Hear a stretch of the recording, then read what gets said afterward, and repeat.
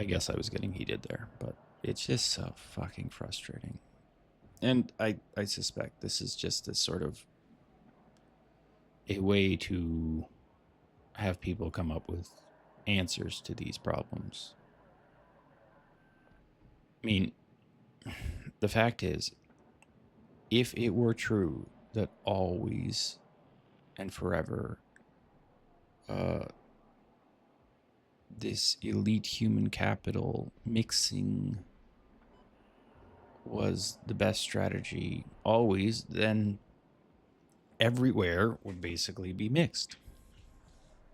I don't know why there would be countries, distinct countries with distinct people. I mean, you can even tell often the differences between, Germans and French people based on their looks and the way they have. And I'm sure there's genetic behaviors that differentiate the populations as well.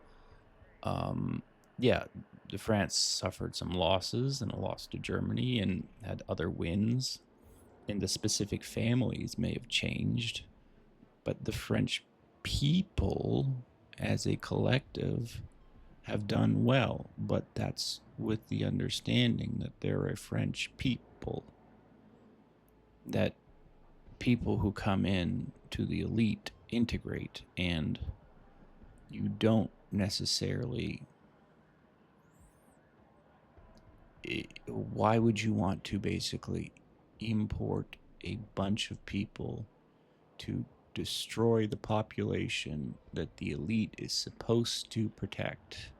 I mean, in an ideal sense, or at least off which the elite's power base resides. You're not. How is bringing in, Mexican farm labor the equivalent to hiring, elite athletes for the football team?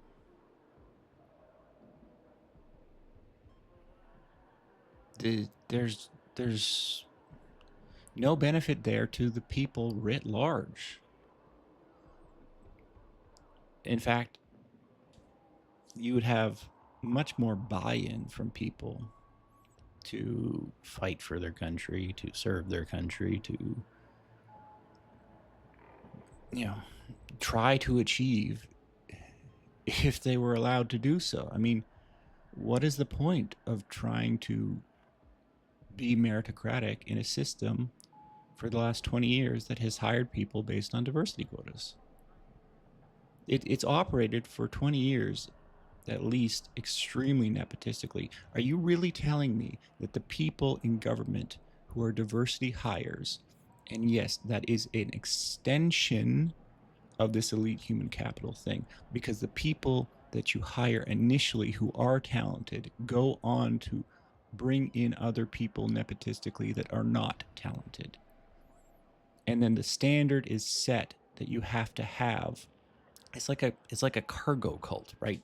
You bring in this one black genius at one time, or this incredible black musician, and he sparks a wave of, I don't know, some sort of music revolution. And then you think, well, it's not the individual that did this thing. It's not their exceptionalism. It's not that they subsequently also later integrated into the culture. It's just having a black person in proportion to all these other people is the magic formula.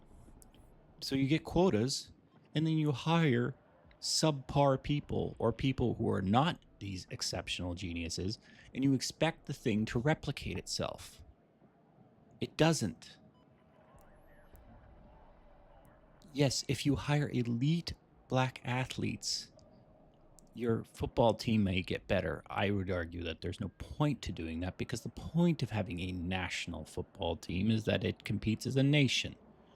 And if your nation has to basically hire outsiders to compete, then it's not really the nation's football team, is it? But that aside, okay, well, the people forgot why they've hired the star black athlete in the first place, because he was exceptional.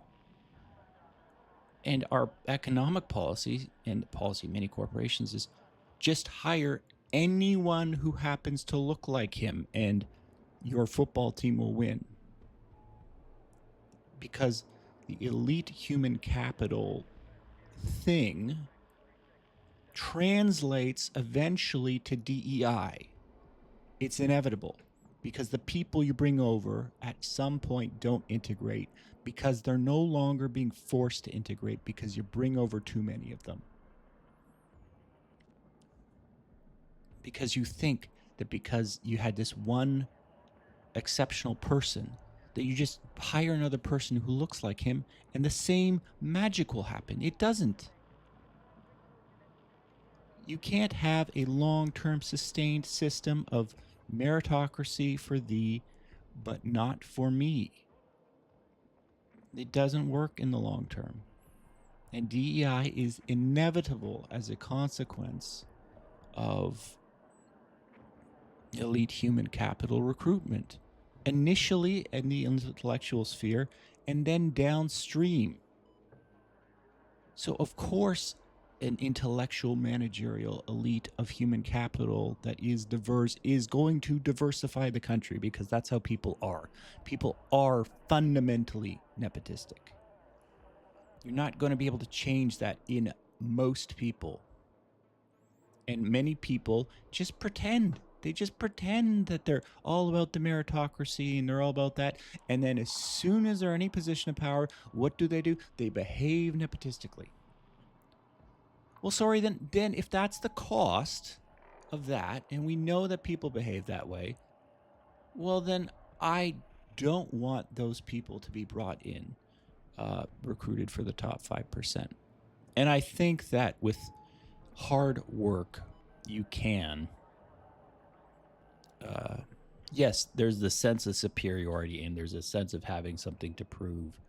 And maybe people didn't have that for a while, but certainly people have that now. They have that chip on their shoulder that shows that, we don't need to import foreign doctors. We can train our own doctors. We don't need to import foreign mathematicians. We can make our own mathematicians. And maybe that will result in a culture of, yes, we're going to hire European or native inhabitant mathematicians, Germany for the case of Germany, but we're going to absolutely have 100% the best training, and we're going to push them, and we're going to create a culture of we are going to do as good as possible in these fields because we have pride in our people. And that's essentially the Japanese position.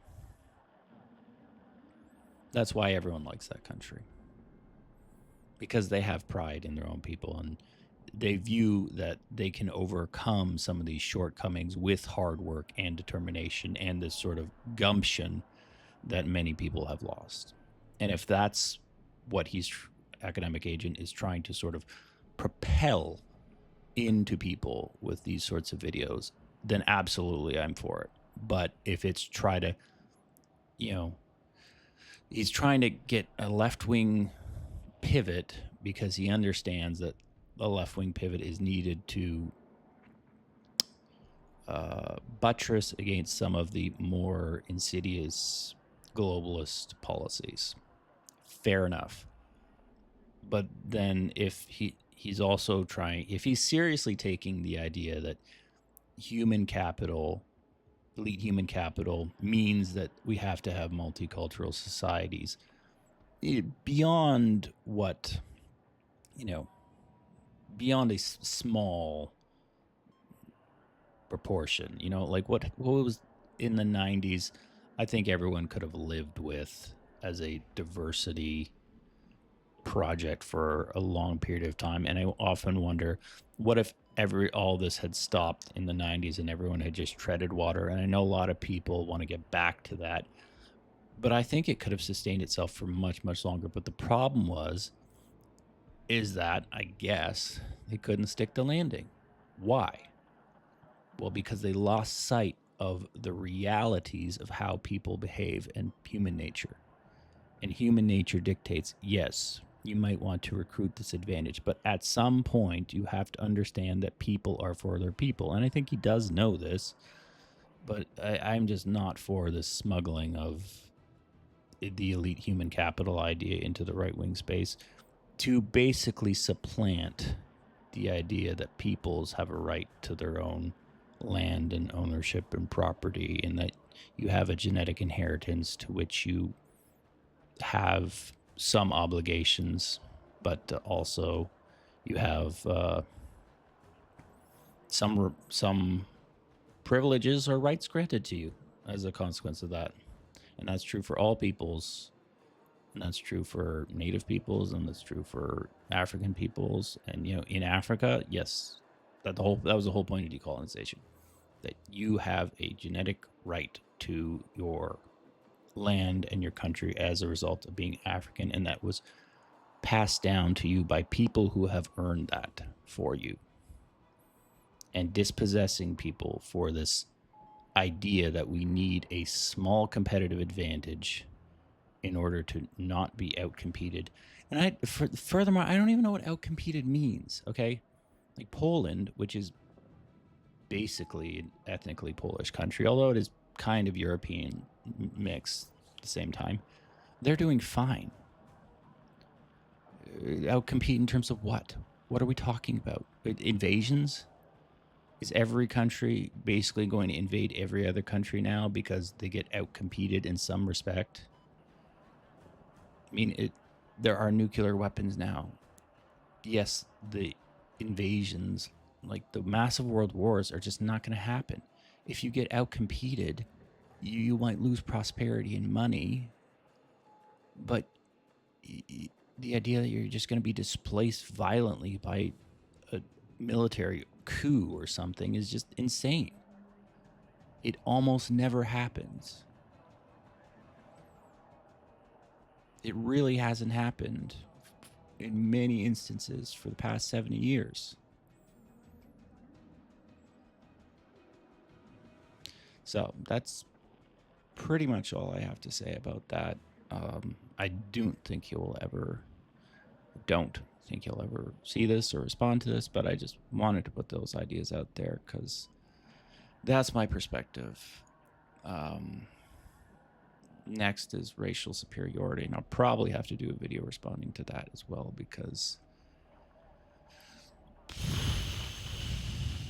I don't like this backslide of his into libertarian philosophy. But whatever, you can't control people.